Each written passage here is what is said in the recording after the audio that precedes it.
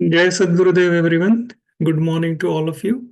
My name is Srirang, and I have joined this Satsang from North Carolina. Before we begin this session, I would like to bow down and offer my prayers to the holy feet of Lord Sadgurudeo. So please close your eyes and join me in the prayers.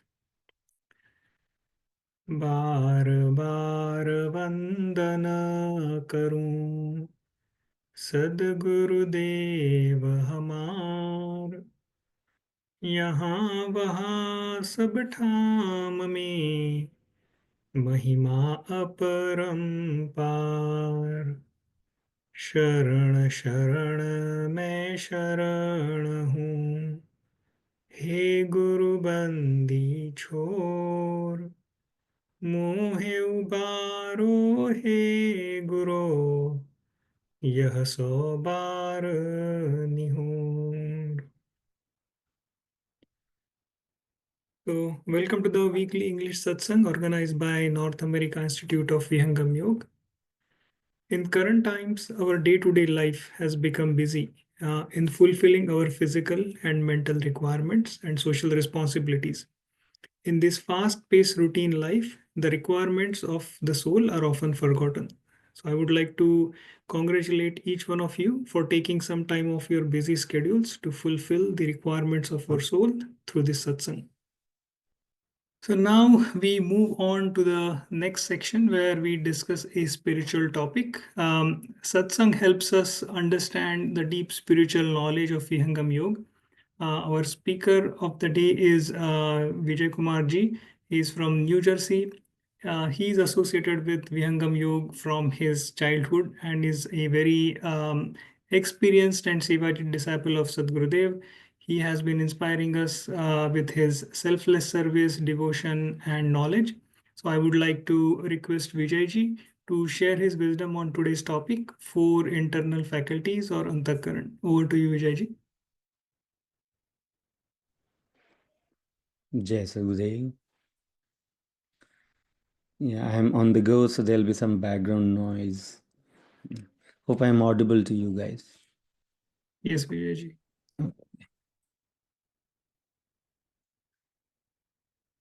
I request everyone to please sit in a stable pose and let us try to stabilize our breath with closed eyes while I offer my prayer to the holy feet of Sadgurudeo. I request everyone to please sit straight and your face should be forward. It should not be leaning forward or backward. Your face should be horizontally straight. And your backbone, neck, head should be vertically straight in one line. You're sitting very stable in any pose that you feel comfortable. If you're sitting on the chair, you are sitting with your feet touching the ground and not moving any part of your body. Our master always says that only if you learn to quieten your body, can we quieten our body? Can we make sure that our body is not moving at all? Only if we pay attention first to stabilize our body, then we create the possibility of quietening our mind. Asan sthir shant dृढ़ हिले दुमे नहीं देह. This is the first prerequisite for controlling the mind. We need to learn to quieten our body. Can we sit stable without moving our body? When we become so much aware and conscious about our body first, then automatically we create the platform, the ambience for quietening our mind.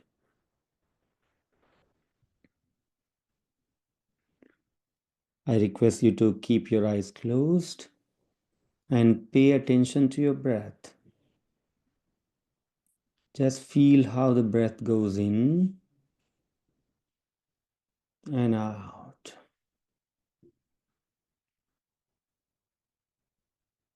Now, please join with me in offering the prayer, keeping the eyes closed and just,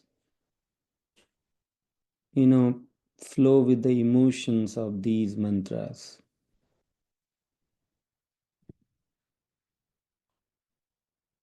जो अब की सद्गुरु मिले, सब दुख राखो रोय, चरणों पर शीश धरी,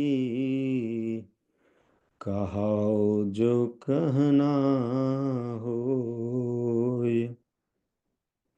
सद्गुरु मेरा मिलहिंगे, पूछहिंगे कुशलात, आदि अंत की सब कहूँ, उर अंतर की बात। सद्गुरु मिलना कठिन है,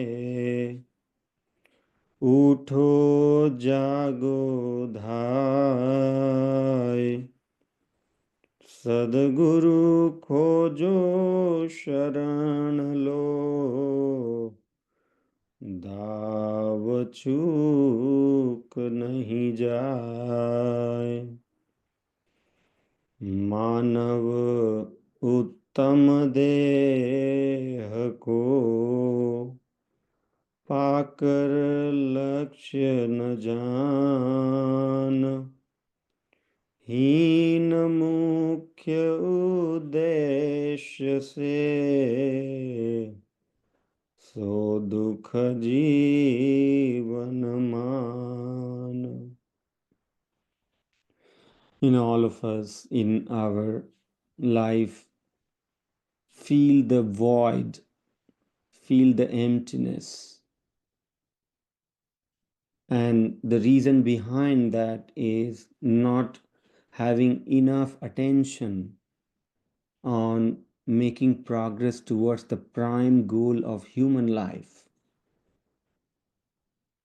Survey says that when we are deprived of the motivation or the journey towards the ultimate goal of human life, and rather making progress towards materialism or something which is not the seeking from inside, then the soul remains thirsty, empty. And this is the root reason behind all sorrow in life. There is no alternative of making our soul happy, other than making progress towards realizing the divine. Other than that, any other path that we trade for with the hope of getting happiness, with the hope of getting contentment, there is only disappointment. We only will get disappointed at the end. So wise people are those who realize this sooner and start preparing themselves for a blissful journey to the divine. But in order to make progress, to have a blissful journey to the divine, if you want to have a blissful journey to the divine, not the painful journey, rather every moment of this journey has to be satisfactory, has to be contentful. We should feel enriching, that something is happening within me, it's fulfilling me. It is kind of filling the gap that I have within my heart, and I'm feeling quenched, satisfying experience. If we really envision ourselves to go through those experiences while we make progress in spirituality, then the important role is of four inner faculties. Our inner feelings, how we feel when we do a thing, not only in the spiritual domain, but in our day to day life as well.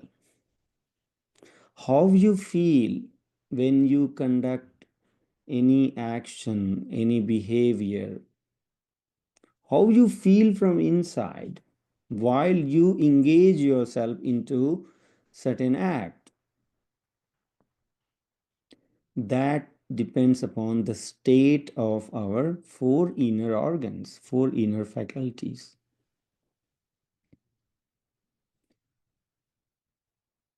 There is a clished state and aclished state. Clished and aclished meaning there is a state where you're annoyed despite you are engaged into things, but you're not happy with it. So that's like clished state, where your inner faculties are not blissfully governing the action. It is forced action. And then there's a state where you joyfully engage into any action, any karma. So this state of joy within that we want to experience is nothing but state of purity of the four inner organs.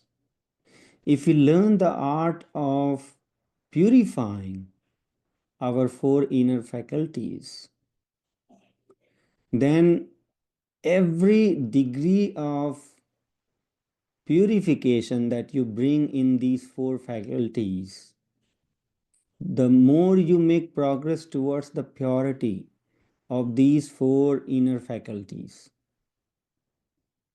more you start experiencing the pearl of peace and happiness within ourselves. And when the purity level of the inner faculties reach to the peak, Antah Karan पवित्र है, शुद्ध हंस वही पार. When these inner faculties reaches to the peak of the purity, that is when we become eligible for the divine experience of the Almighty. So even the Almighty's experience, the, the zenith of spirituality, the peak of spiritual experience is away from us if we don't prepare our four inner faculties for that experience.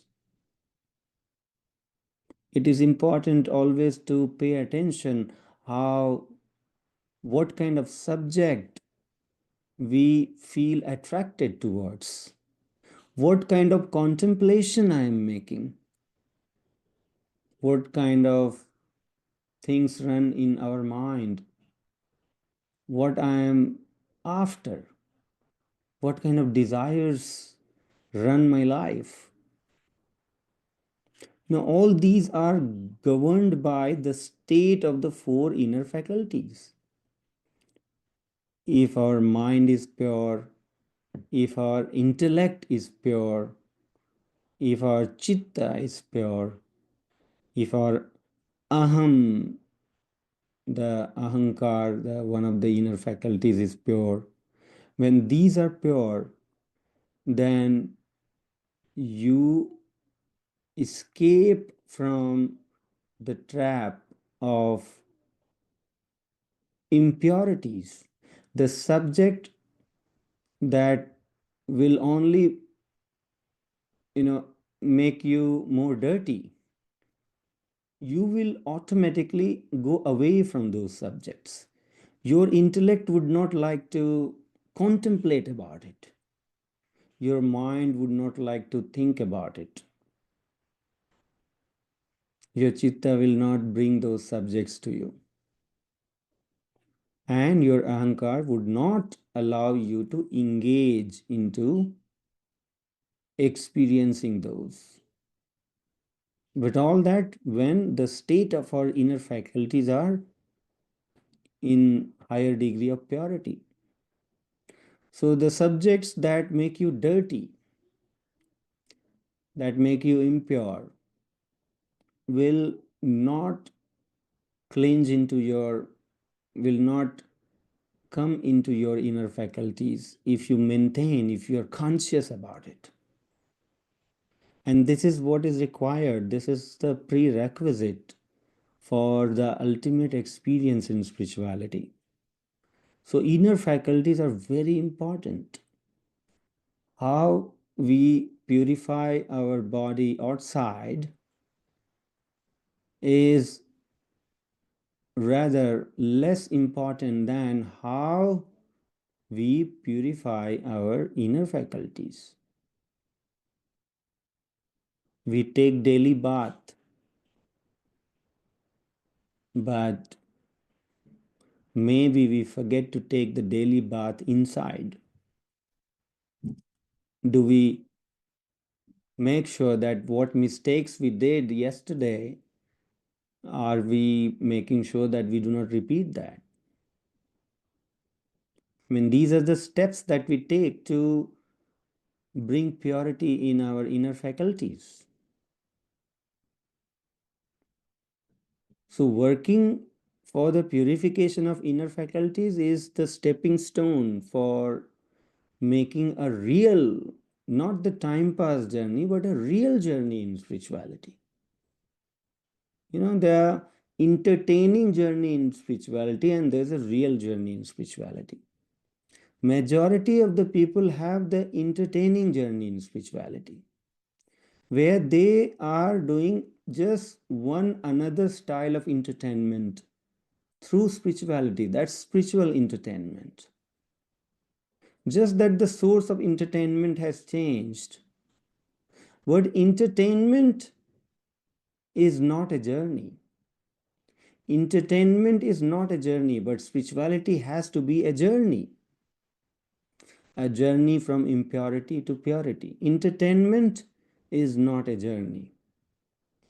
Entertainment could be a de-stressing exercise, but no form of entertainment will be a journey, a ladder for spiritual progress.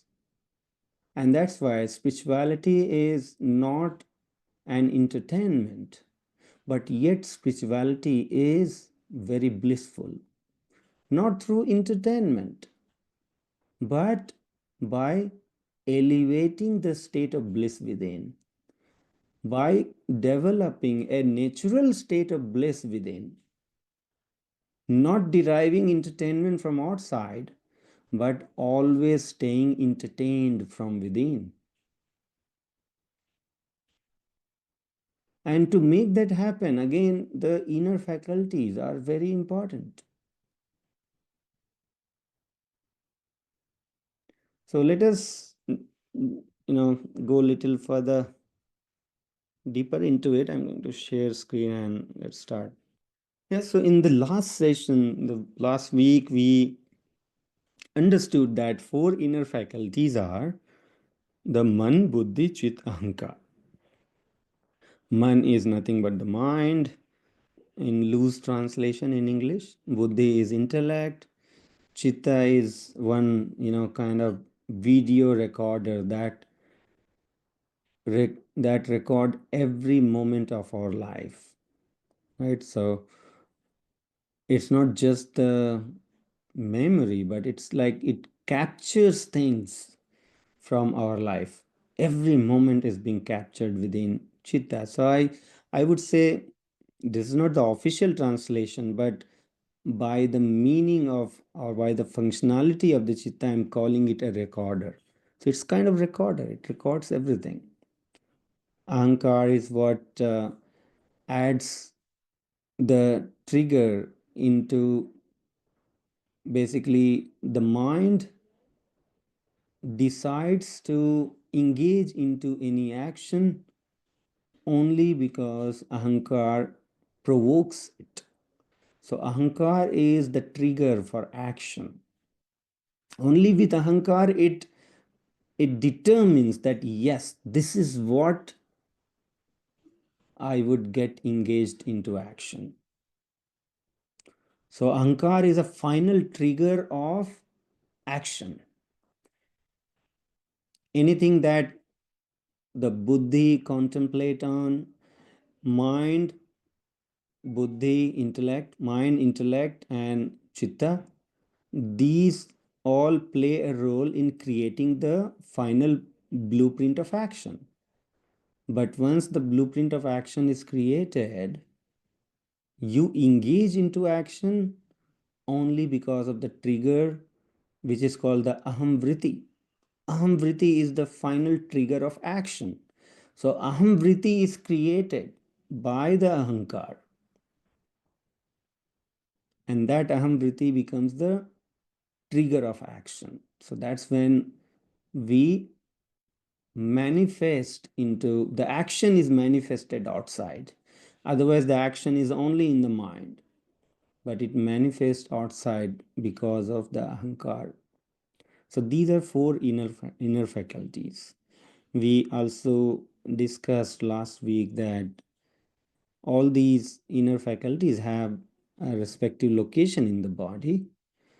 The the mind is located, this is the only inner faculty which is mobile in nature. When we are awake, then it stays in front of the eyes. When it goes into neck, in the hita nadi in the neck, that's when we get into dreaming state. And then slowly when it start losing the consciousness from the soul and is filled with tamogun, that's when we go into deep sleep. When we go into deep sleep, the mind either stays in the brahmand, which is in the head, or it stays in the heart region. So mind has these mobile locations based on what state we are in, but buddhi is fixed. Buddhi stays in the root of brahmand, and that's called murdha. So it's basically above our neck is brahmand. The head region, the head that you have in your body, that's called brahmand. And the body part which is below the neck is called pind. So buddhi stays in the base of brahmand, and that's called murdha. So buddhi is in the murdha, and chitta and ahankar is in the heart region. So chitta and ahankar are in the heart region. So these are the location of these inner faculties. When we know that these are four distinct entity, yet you would find in the internet or in a normal talk mind word being used interchangeably for all the four inner faculties. Many scholars, not having exposure to the Swarved or the inner realization of these four inner faculties, usually end up mixing the four faculties and would say that these are the four different dimensions of the same mind. But the real realized yogi knows that there are four distinct inner organs, these are four different things, and they all work in their own dimension. What buddhi does, mind does not do. What chitta does, the buddhi and mind does not do. What ahankar does, the other three inner organs cannot do. So these all four inner organs have their own domain of actions.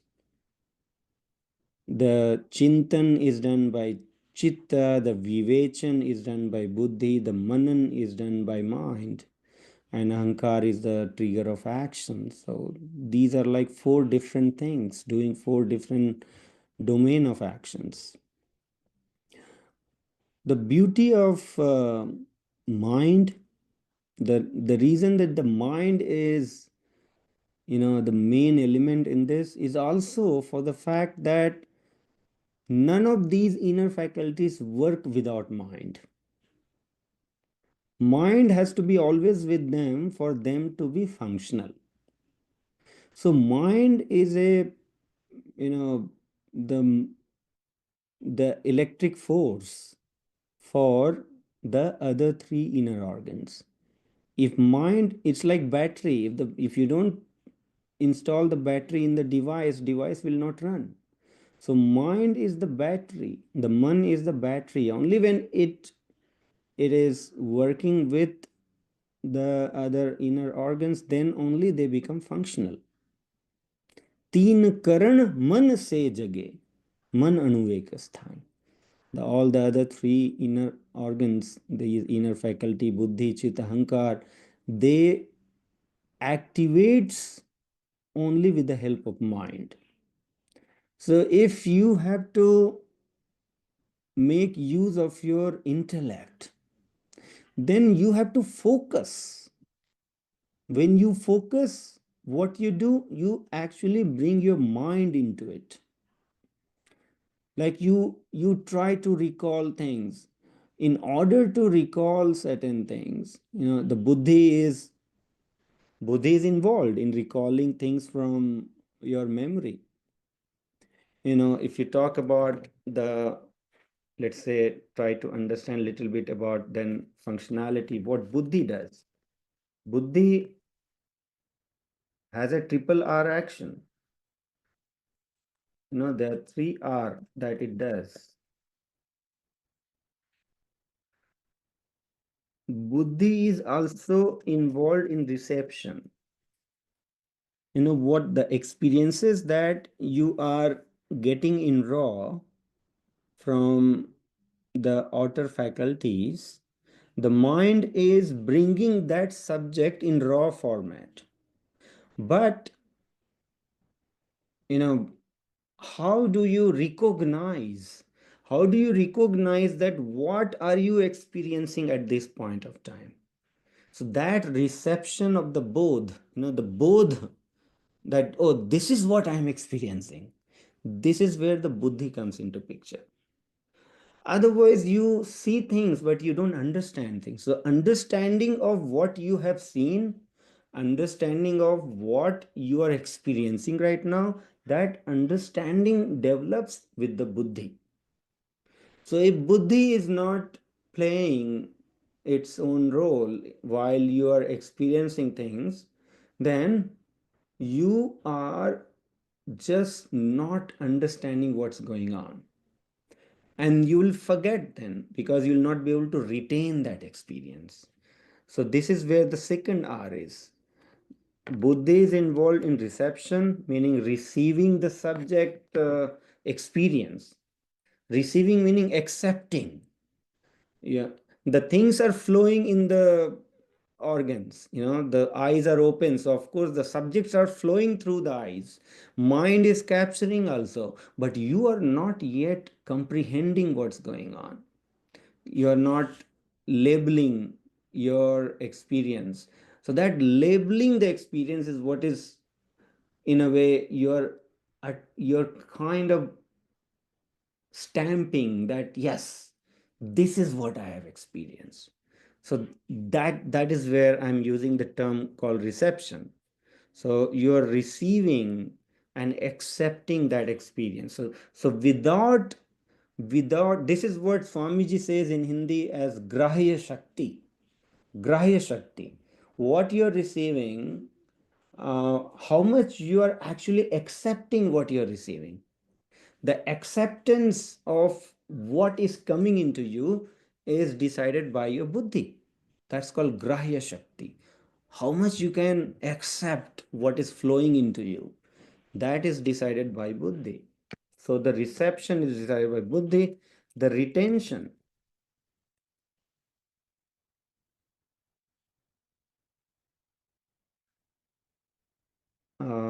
I maybe I am misspelling thing, but how much you are, what you are retaining, meaning whatever you are experiencing, first thing is you are getting the both of it. Oh, this is what it is.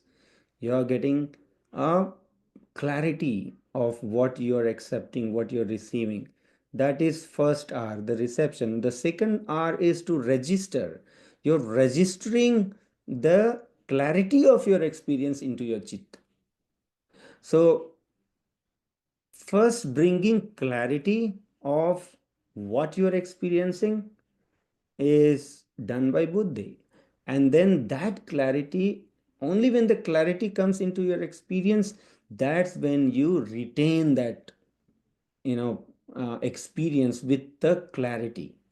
If there is no clarity, if there's a blurriness in your experience, then your retention of the experience is also very poor. Only when there is a clarity in the experience, then you are able to retain that experience also, for longer period of time. So retention of your experience is also the job of buddhi.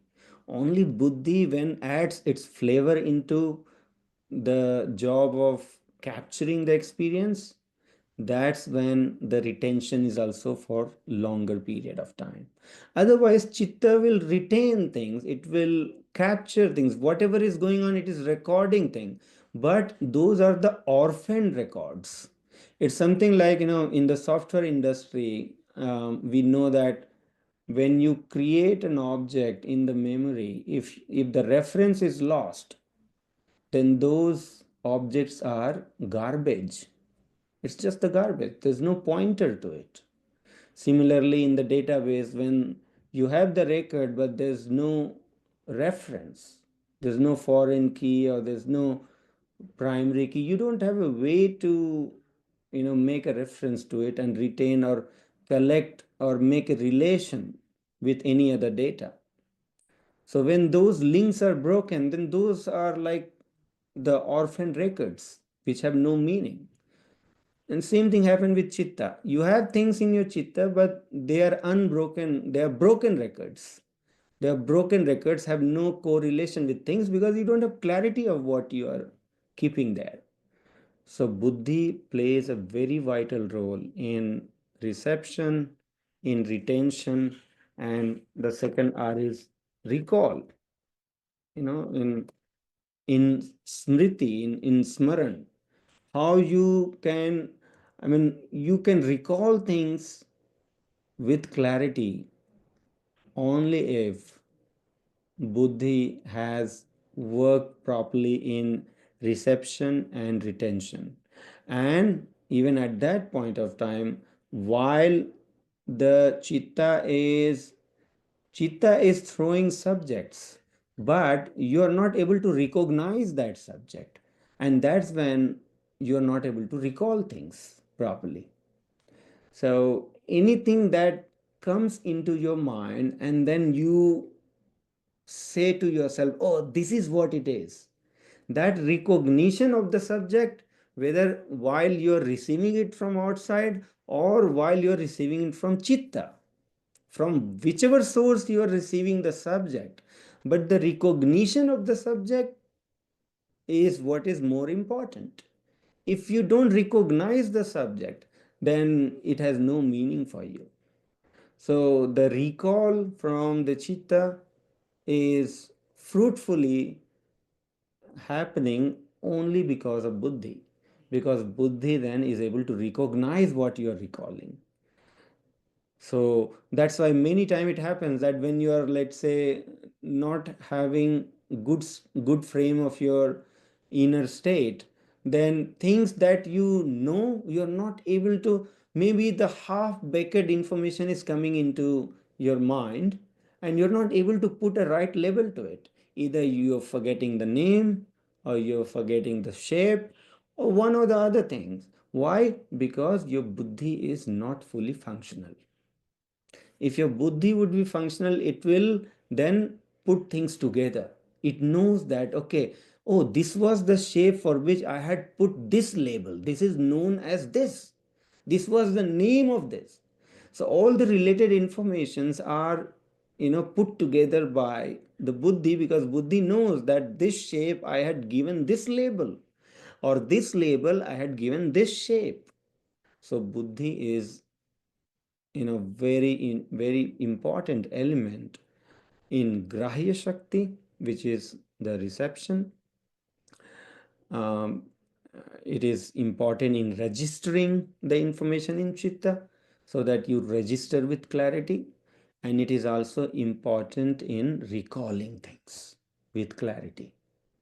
So buddhi plays a triple R role. Now, what is the role of chitta? Chitta, as we understand that chitta does not put any label to things. Chitta only create the, relational record of things. All the series of events that is happening one after other, they are put together in that order in chitta also.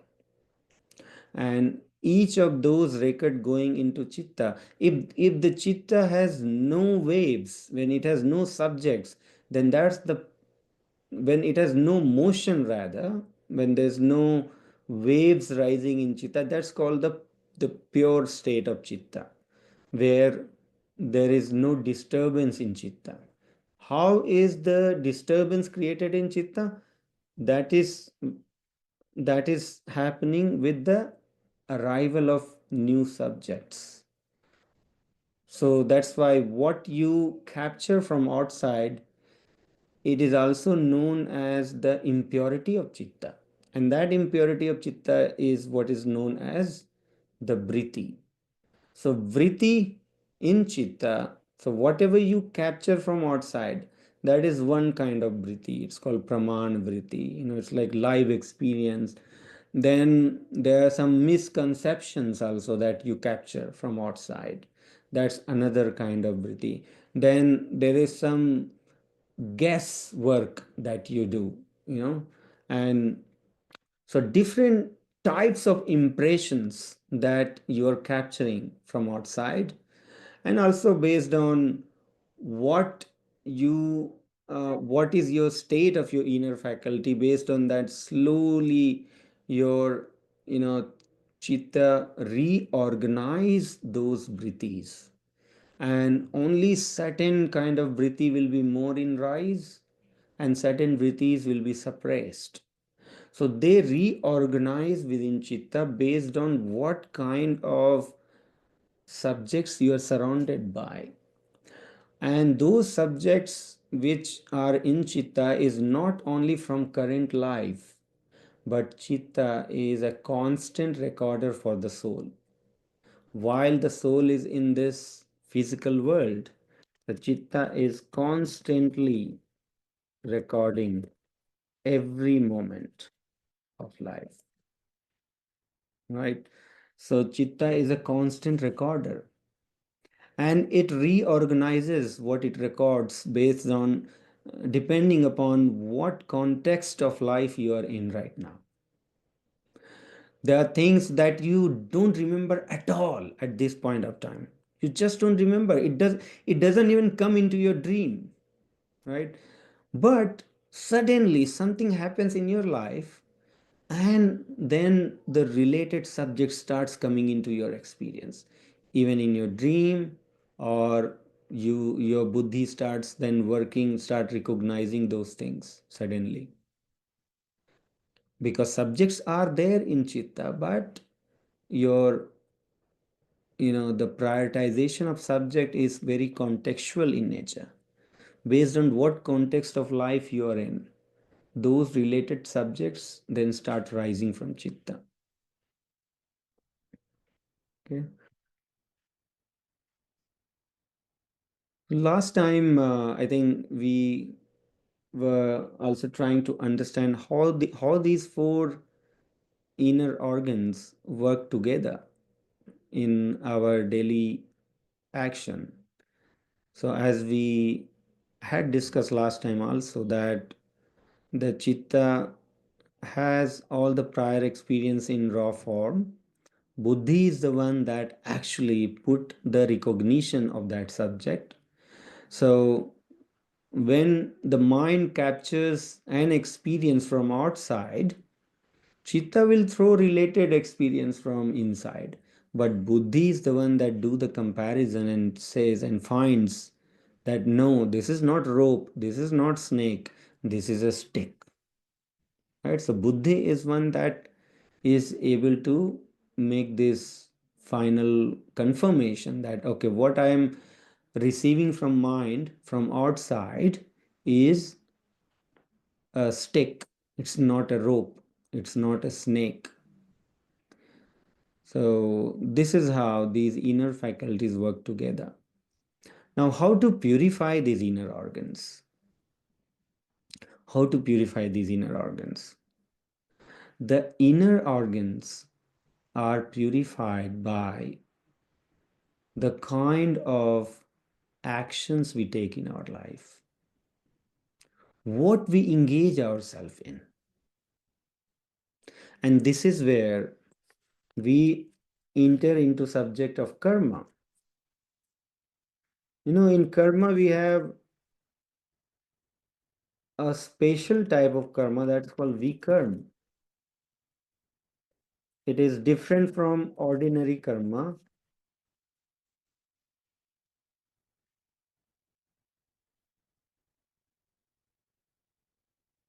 or akarma.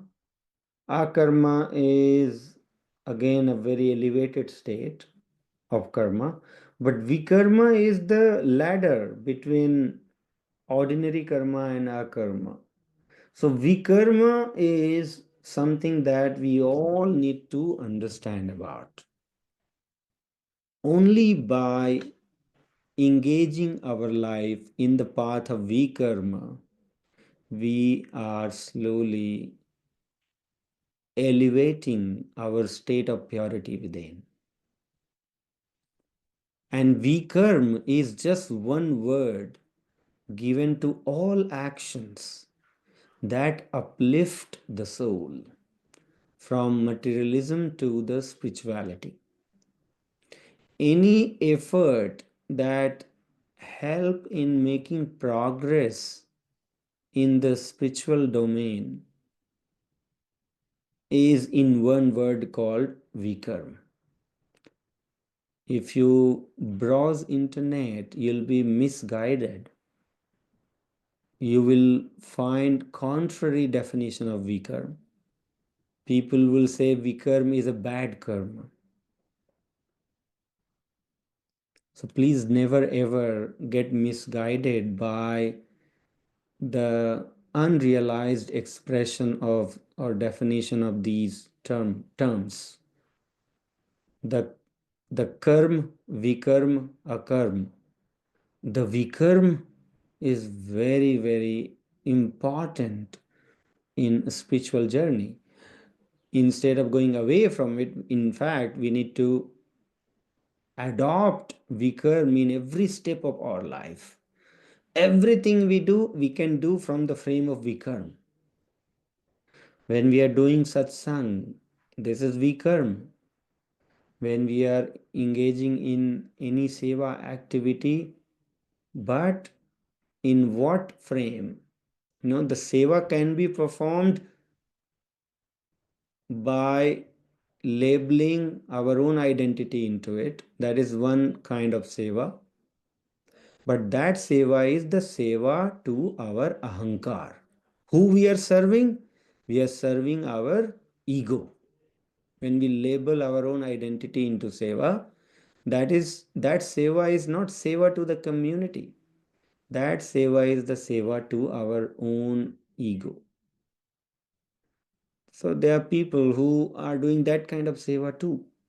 But when you lose yourself in seva, and rather you do that under the banner of your aradhya, your guru, you do everything for guru.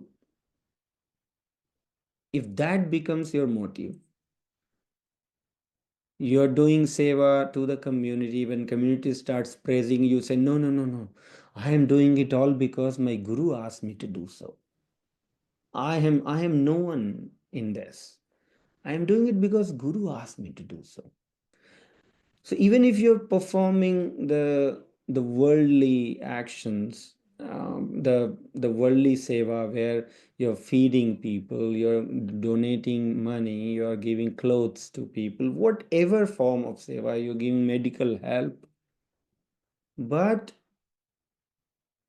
every opportunity that comes to you to make your identity more basically inflated, when your ego is being boosted by either some kind of praise or some kind of recognition, at that moment, if you become humble and you either express it or say to yourself, no, this is not me, this is not me, it's all the glory of my guru. And why guru? Why the Vikarm has a deep relation with Guru. Without Guru, Vikarm is not possible. Many people will think that why Guru here? Because Vikarm and Guru are inseparable. Why? Vikarm and God and Vikarm and Guru are two different things. Vikarm and Guru go together. Vikarm and God may not go together. Why so? Because Vikarm is a journey from outward flow of consciousness to the inward flow of consciousness. It's a journey where your desires are transforming. It's supposed to transform. Your desires, your longing will revert from outward to inward. And this will happen only when we prepare the strong bond with our guru, because guru is the one who is going to do that. Only guru has the capacity to work with us and make our consciousness transform, and instead of flowing outward, the guru will make it flow inward. गुरु में आकर्षण भारी, जीव मोक्ष खींचे आरी. Sadguru में आकर्षण भारी. Only Sadguru has the capacity to do that transformation of our consciousness. That's why Sadguru is a separate entity. Sadguru is the bridge between the God and Jiva. Without Sadguru, Jiva will not reach to God. So it is important that first we develop a good relation with our Guru, our Sadguru. Because only when we attribute everything to our Sadguru, to our Master, to our Guru, then on the platform of that devotion, on the platform of that strong bond between the Shishya and Guru, Guru is able to do his job. पहले दाता शिष्य भया तन मन डारा शीश, पीछे दाता गुरु भया नाम दियो बख्शीश. Only when we develop that deep bond with the guru, then the guru's energy can flow through and do its job. Otherwise, the guru's energy come and it reflects, it returns. It does not work because there is no retaining wire between the guru and shishya. The energy can be retained only when there is a conductor flowing between the guru and shishya. So that conducing connection has to be established, and that's why Vikarm is a Vikarm only when we do things only to strengthen our bonding with the Guru. Whether we are doing satsang, we are doing seva, we are doing sadhana, or any other activity in the spiritual domain, if the Guru is not there, then it is not Vikarm, it's Shubh Karma only. And that Shubha and Ashubh Karma actually come under the category of ordinary karma. It's not Vikarma. You're doing seva, but not for Guru, just maybe for something else. Then we are not preparing the ground for the spiritual progress. Maybe we are becoming a good human being. Those are superficial progress. There is a progress, but those are just at the surface level. But the inner transformation, that that happens only with the energy of Sadguru. So there is a difference between Shubh Karma and Vikarma.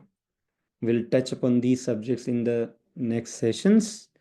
With this, I open this forum for discussion. Thank you, everyone. Jai Sudhe.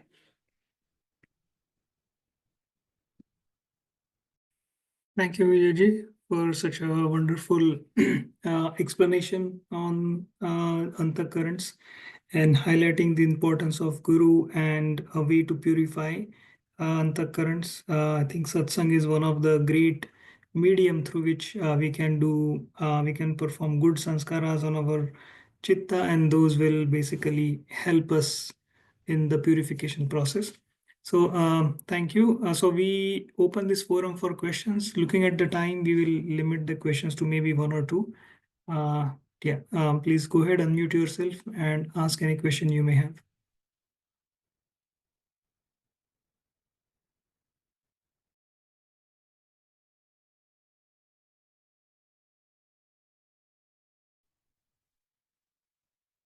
I have a question. Vijayji, you explained it so very well. My question is, all these antakaran, what is the force working behind it? Is that Surti working through it or something else? Yeah, very good question, Hasmukh Bhai. Yeah, you're right. So the surati of the Atma, the soul, which is the conscious energy that flows from soul, this is what is captured by the mind. And when mind captures it, then first mind becomes active. It changes its state from inertness to consciousness. So first mind activates by receiving the surati from the soul, and then it transfers that energy to whichever inner faculty it wants to work with. If it has to make use of buddhi, then it will pass that energy to buddhi, then buddhi becomes active. And when it has to work with chitta, then it passes that energy to chitta, then chitta becomes active. So this is where, as you rightly said, the root of all the activation is the surati of the soul itself. Without surati of soul, these all four inner faculties will be dormant, will not work. Thank you. Yeah. Jai Sadgurudeo, Vijayji. Very nice explanation. I just want to introduce Mamta ji from California. Maybe she can introduce herself and she can ask any question if she has. Mamta ji, do you want to introduce yourself? She was initiated yesterday by me, actually. Wow. Yeah. Welcome, Mamta ji. Yeah. Please let us know where you have joined from, Mamta ji, and how has been your experience. Oh, looks like she was on the call. She just may have got disconnected. Disconnected. Mm-hmm. Okay. All right. Hmm. No problem. Yeah. Maybe I can ask one question. Last time we were discussing about the monolay. Do you want to expand a little bit on that? Um, uh, we were talking that the prana becomes lay at the ninth chakra, and then at till that point the monolay has not happened, but then it happens somewhere between the dasam and ekadash dwar.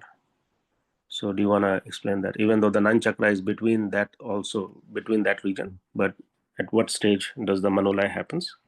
Ji. See, first of all, the pran actually is submerged into Mahashunya. It's not the ninth chakra. Ninth chakra is for Manolaya, for the Oh, I mind. see. Yeah, yeah. So Mahashunya, what is Mahashunya? Mahashunya is the periphery of the creation, you can say. Mahashunya is what contains, it's not the periphery, but it is the container of the creation, you can say. First, the Mahashunya is created, and then the within Mahashunya, Akash, and everything exist. So the you can say the periphery of the creation is where the the source of pran is. Pran is the moment the meditator raises its prana and consciousness and mind and pass through that boundary of Mahashunya, that's where the prana is left behind. And then the mind and consciousness goes beyond, and mind is merged into Navam Chakra next, and that's when the pure state of soul is experiencing it. I mean, the soul is experiencing is its pure form of consciousness. So pranalay Ji. followed by manolay, then atma sakshatkar. I see. Hmm. So the pranalaya mahashunya, is that after the dasam dwar opens or before the dasam dwar opens? Yeah, after the Shandwar opens. I see. I see. Yeah. So mahashunya looks like we may not have discussed much about that. Uh, is that where everything? What is the source? Like we have talked about the ninth chakra and dasam dwar, ekadash dwar, but not much about the mahashunya. Do you wanna briefly describe what that is? Yeah, Swamiji, if you read about the Udghosh, in Yes, Udghosh yes. also, Swamiji makes the word Shunya as part of his Udghosh. And he says, Shunya jo arsat ta upar baitha Ji. hua. Meaning there are so many Shunya in this body, in this creation. And Mahashunya is you can say the biggest shunya that contains all these other shunyas. I see. Yeah, all shunyas are contained within Mahashunya. Ji, got it. I see Mamta ji has joined. Hello, Mamta ji. Do you want to introduce yourself? I just mentioned about you that you initiated in Vihangam Yoga by me. Yeah. Namaste, Mamta ji. We are glad to have you here. Namaste, everyone. Same here. I'm glad to join the meeting. Thanks for adding me here. Nice. Can you tell us more about you, Mamta ji? How has been your how did you come in contact with this? Were you seeking some kind of spiritual wisdom, or it was just by chance you met uh, Yes. Niranjan ji? Sure, sure. Yeah, so I have come through Niranjanji, Mhm. and Niranjanji is my husband's batchmate, so we know him from quite some time now. Oh, And in the Bay, when we moved in the Bay, I was aware that Niranjanji is into spirituality, and mhm. he's keen to um, follow, and he is like a follower. So yeah, but I think when the right time comes, things get started for different people. And at this time I was seeking his help to get me connected to Guruji, and yeah, and You're so make fortunate. me join We with are him. fortunate that Swamiji is coming and he's going to come to California also this time. Definitely in Yeah. August. Yeah, looking forward to Yeah. it. Yeah. Yeah. So for everyone knowledge, New Jersey, we have 10 acres of land. Swamiji is coming to inaugurate Acharya Nivas, which is almost concluding the construction. So we definitely will celebrate it with a very big gathering. There'll be 151 Kund Havan Yajna, and all of us should actually come into that. It will be a great experience doing that in front of Guru and Swamiji in the blissful state of this historic moment. May bless us with special blissful moments. So let's all take advantage of it. Will the Nivas be completed? Yeah, so Acharya Nivas will be completed in by May end maybe. The event is inaugural event will happen in July end. So it will be like um 26th maybe. We'll see. We'll come to know the final date in couple days. Yeah, we are planning about this. So, but it will be around 26 July. Thank you. Yeah, so I think for Mamtaji, this is a very, very wonderful time because you are somehow you got this, recall within yourself to, to really ask to become initiated. Mm-hmm. Somewhere, you got a push, and maybe Sadhguru has put into this, and he's Definitely. there, and you'll be meeting him, getting a darshan, and that is definitely going to be life transforming. It was for me, and I'm sure whoever becomes part of this, it will be. So this is wonderful. Definitely. Yeah. Thanks for And mentioning. one thing I always suggest a lot of people who discuss about the Vihangam Yoga or yoga in general with me is that if you're not constantly doing swadhyay, self research, and satsang, listening to Mahapurush, and reading Swarved is part of that, Mm. then it is very difficult to become a sadhak and bhakt and sevak. Bhakti is a seva. So seva and sadhana is only possible when a satsang and swadhyay is happening on a continuous basis. Otherwise, that devotion, that level of shraddha is very, very hard to develop. Unless somebody is coming from past life, that is a very different case. But many of us uh, may not have that kind of uh, a background. So, Right. so it's very, very, very, very essential on that. Right.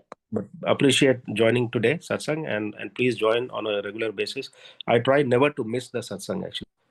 Even though it is very early for us, but I still listen, tune into it, and then still listen. Swamiji has so many Amrit Vani, and there's like so much knowledge in that. And then asking question in this forum, it's just that's the beauty of this forum actually. Yeah. Thank you, Niranjanji, and welcome, Mamtaji, to the group. I hope you find this helpful, and I'm sure you will be joining on regular basis and making spiritual progress. So thanks everyone for wonderful discussion. Looking at the time, we move towards the conclusion. Okay. So now we move towards the conclusion of this session. We will conclude with Shanti Part.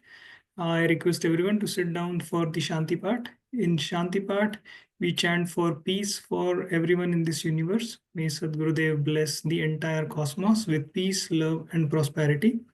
I would now request Ranjita ji to recite the last few lines of Shanti Part for us. Over to you, Ranjita ji. Thank you. Jai Sadgurudeo, everybody.